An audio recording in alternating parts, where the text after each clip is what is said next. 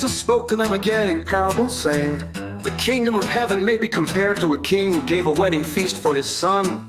And he sent out his slaves to call those who had been invited to the wedding feast, and they were unwilling to come. Again he sent out other slaves, saying, 'Tell those who have been invited, behold, I have prepared my dinner, my oxen and my fattened livestock are all butchered, and everything is ready. Come to the wedding feast.' But they paid no attention and went their way, one to his own farm, another to his business, and the rest seized his slaves and mistreated them and killed them.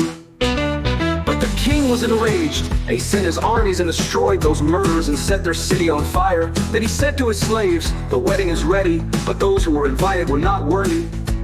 Go therefore to the main highways, and as many as you find there, invite to the wedding feast.'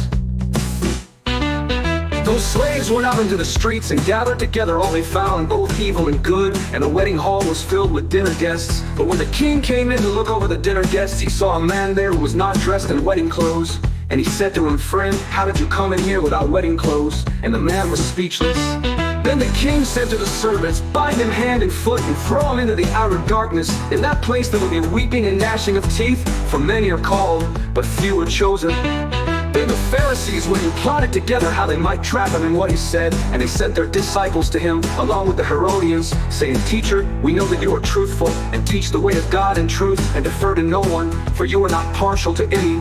Tell us then, what do you think? Is it lawful to give a poll tax to Caesar or not?'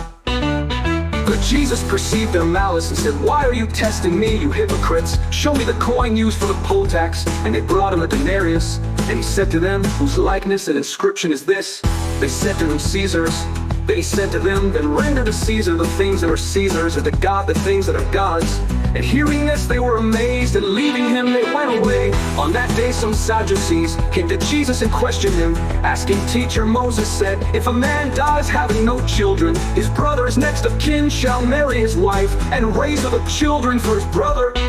Now there were 7 brothers with us, and the first married and died, and having no children left his wife to his brother. So also the second and the third down to the 7th. Last of all the woman died. In the resurrection therefore, whose wife of the 7 will she be? For they all had married her.'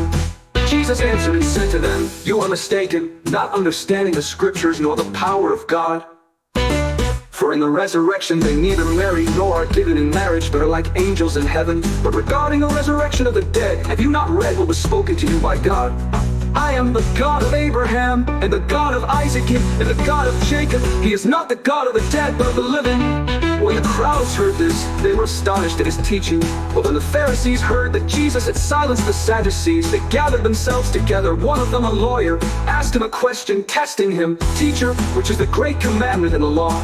And he said to him, 'You shall love the Lord your God with all your heart, and with all your soul, and with all your mind. This is the great and foremost commandment. The second is like it, you shall love your neighbor as yourself. On these 2 commandments depend the whole law and the prophets.'